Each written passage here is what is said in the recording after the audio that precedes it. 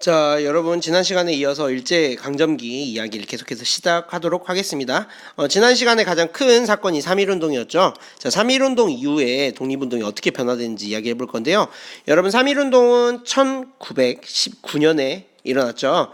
자, 그래서 이 이후 1920년대에는 과연 일제강점기 일본이 어떻게 우리를 억압했고 그리고 이에 우리 조상들 어떻게 맞서 싸웠는지 그에 대해서 공부하는 내용이 된다고 보면 되겠습니다. 자, 일본은요 3.1운동이 끝나고 나서 힘만으로 조선 민족의 독립의지를 억누를 수 없다라고 했어요. 그래서 조금 회유책을 씁니다. 회유책은 뭐냐면은 좋게 타일러가지고 할 수 있는 방법은 없을까 해가지고 좋게 포장하는 방법을 써요. 첫 번째로 문제가 됐던 헌병경찰제를 폐지해요. 그러니까 군인 경찰이 이제 민간인들을 못 하는데, 근데 무슨 이렇게 되면 마치 일본이 우리를 잘해준 것 같은데 그게 아니에요. 대신에 일반 경찰, 원래 헌병경찰은 군인들 경찰이라고 그랬잖아요. 조선에 들어왔던 일본 일반 경찰을 강화합니다. 경찰들의 권한이 강화되고요. 하는 일들이 많아지는 거죠. 그리고 신문과 잡지를 쓰는 걸 허용을 해줘요. 허용을 해주는데 문제는 이제 검열을 하기 시작합니다. 검열이란 건 뭐냐면요, 신문을 내기 전에 일본 순사들이나 일본인들이 미리 봐가지고 이걸 내도 될지 안 될지 결정을 해가지고 자기네들 마음에 안 들고 자기네들 비판하는 내용이면은 못 내게 하고 자기네들을 찬양하는 내용을 내도록 이렇게 유도를 했다는 거죠. 그래서 오히려 탄압이 마치 줄어드는 것 같은데 실제로는 우리 민족의 생각을 교묘하게 바꾸려고 하는 많은 노력들을 하게 되는 거죠. 이럼에도 불구하고 우리나라의 많은 민족 지도자들은요 물산 장려운동 같은 신문 기사를 냅니다. 이게 뭐냐면은요 우리가 이제 조선 사람이니까 우리 조선 거 쓰자, 그리고 국산품 애용하고 그리고 근검 전략하자, 그리고 무엇보다도 우리 조선 사람들이 세운 민족 기업을 키우자, 이런 것들을 이야기하는 게 바로 물산 장려 운동이었습니다.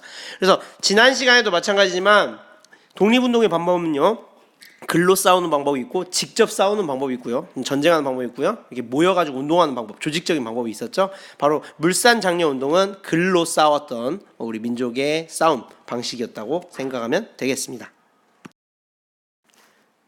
자, 그리고 독립운동에는 지난 시간에 설명했던 것과 마찬가지로 조직적인 활동도 있었죠. 자, 당시에요 1927년에 신간회라고 하는 조직이 국내 조직으로는 최대 규모의 항일 단체 조직이었어요. 일본을 반대하는 조직. 신간회가 여러 가지 활동을 했는데 뭐 했냐면은, 자, 우리 이제 교육은 한국인을 위한 교육이어야 된다. 일본인을 위한 교육이 아니라 한국인 교육이 돼야 된다. 그것부터 시작해갖고 일본의 많은 기업들이나 기관들이 우리 민족을 착취하고 있었죠. 그래서 이 착취 기관 없애야 된다, 뭐 이런 것들을 주장하는 단체가 생겼습니다. 이 단체가 여러 가지 활동을 지었는데요. 특히 당시에 1929년에 광주 학생 항일운동이라는 게 일어납니다. 당시에 사실 학교에서 이미 조선인과 일본인에 대한 차별이 시작됐어요. 이를테면 선생님들이 이렇게 가르쳤다고 생각해 보겠습니다. 자, 니네 조선은 원래 되게 미개하고 야만적인 민족이었는데 우리 일본이 들어와서 니네가 이렇게 잘 살게 되는 거야, 이런 것들을 학교 선생님들이 가르쳤다는 거죠. 또 그렇게 가르친 것뿐만이 아니라 조선인 학생과 당시 들어와 있던 일본인 학생들이 있었는데 굉장히 많은 차별이 있었다는 겁니다. 그래서 이 민족 차별했다가 일본 위주의 식민지 교육 이런 것들을 했는데 불만이 쌓이고 있었는데 전라남도 광주, 우리가 살고 있는 주변에 광주에서 학교를 가고 있던 기차 안에서 한국 학생들과 일본 학생들이 싸우는 사건이 발생됩니다. 왜 그랬냐면 일본인 학생들이 여기 있는 여학생들을요 희롱해요. 댕기머리를 잡아당기고 막 장난을 치고 하다가 이제 조선인 학생들이 이걸 보고 있다가 일본인 학생들한테 하지 말라고 했겠죠. 그러다가 서로 싸움이 일어나고 크게 싸움이 일어납니다. 충돌이 일어납니다. 자, 그랬는데 여기서 잘못한 건 일본 학생들이었는데 일본 학생들은 징계를 조금 주고 한국인 학생들한테는 징계를 심하게 준 거예요. 그래서 그동안에도 차별을 많이 받았는데 이 차별 때문에 더 화가 나니까 이를 계기로 대규모 항일운동이 일어납니다. 이게 바로 1929년에 일어났던 광주 학생 항일운동이에요. 자, 신민회가 영향을 주기도 했지만 이 광주 학생 항일운동을 계기로 이제 다른 지역에도 많은 학생 운동이 일어나기 시작합니다. 그래서 이렇게 학생들도 그리고 하나의 단체에서도 이거를 반대하기 위해서 그리고 항일하기 위해서 엄청나게 많은 노력들을 했다는 걸 알 수 있습니다. 무엇보다도 무력 독립운동의 필요성을 우리 조선인들도 한국 사람들도 인지하게 되었는데요. 그래서 그때 당시에 일본인들의 핍박에 못 이겨 만주나 연해주 지역으로 피난했던 한국인들이 독립군을 조직해갖고 일본군과 전투를 벌이기 시작합니다. 그 중에서 유명한 전투가 바로 봉오동 전투와 청산리 대첩인데요. 봉오동 전투는 바로 홍범도 장군님이 이끄셨고요. 청산리 대첩은 김좌진 장군님이 이끄셔서 일본군을 크게 이겼던 바로 대표적인 그 두 전투가 바로 이 봉오동 전투와 청산리 대첩이에요. 자, 그런데 일본군은요, 이 독립군을 끝까지 토벌하고자 했고, 그래서 독립군이 많이 있는 이 만주와 연해주 지역까지 찾아와서 많은 핍박을 했기 때문에 결과적으로는 이 만주와 연해주 지역에서 독립군 부대의 활동은 점점 어려워집니다. 그래서 그것과 관련된 영화들이 굉장히 많이 있어요. 그래서 여러분들이 보게 될 암살이나 그 외 여러 영화에 보면은 이때 당시 힘들었던 독립군들의 이야기가 나옵니다. 자, 그리고요, 3.1운동 때 임시정부 그때 잠깐 소개했었죠. 그런데 임시정부가 지금 사라지지 않고 계속 있었습니다.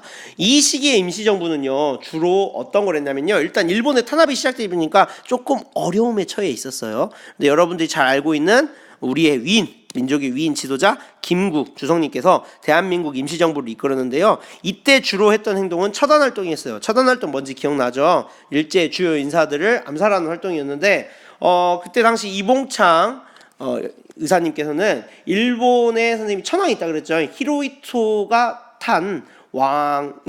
일본의 왕이 탄 그 마차를 향해서 폭탄을 던졌어요. 근데 안타깝게도 마차의 뒤편에 떨어지면서 일본 왕은 죽이지 못했습니다. 어쨌든 그 자리에서 체포됐고요. 그리고 순국하셨고요.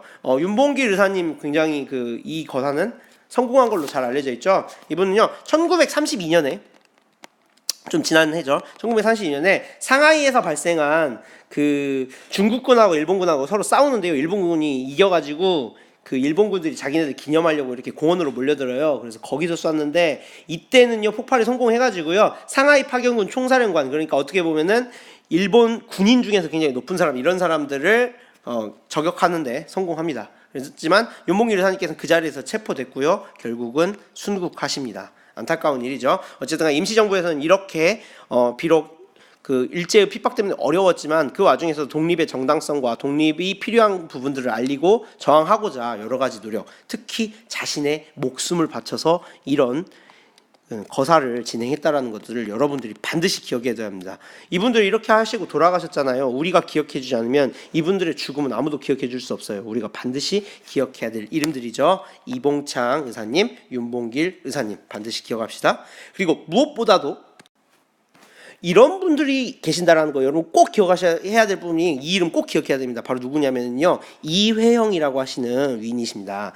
이회영, 이분 어떤 분이냐면요, 이분 원래 조선시대 명문가 자손 부잣집이었어요. 그런데 여러분이 생각했을 때 부자라고 하면 좀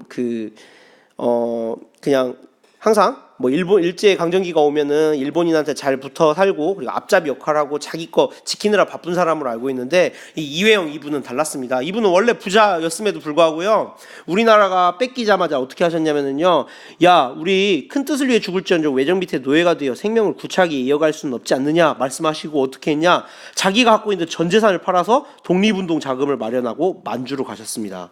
그래서 그 돈으로 신흥무관학교, 이게 독립군 길러내는 학교거든요.